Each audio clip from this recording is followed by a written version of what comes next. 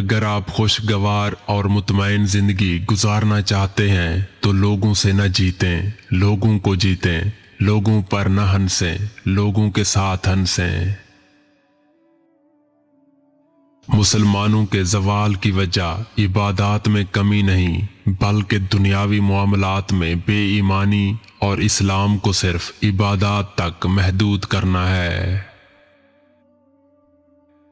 بہت زیادہ مضبوط دکھائی دینے کا ایک نقصان یہ ہے کہ لوگوں کو کبھی یہ خیال نہیں آتا کہ آپ کو بھی تسلی کی ضرورت ہو سکتی ہے۔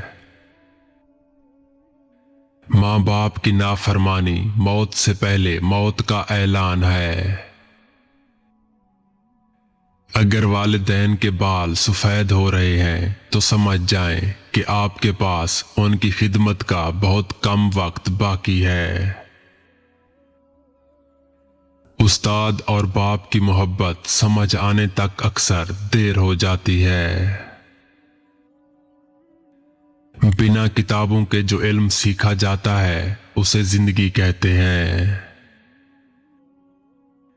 انسان سے زیادہ پرندے درویش ہیں، تھوڑا رزق اٹھایا زیادہ چھوڑ دیا۔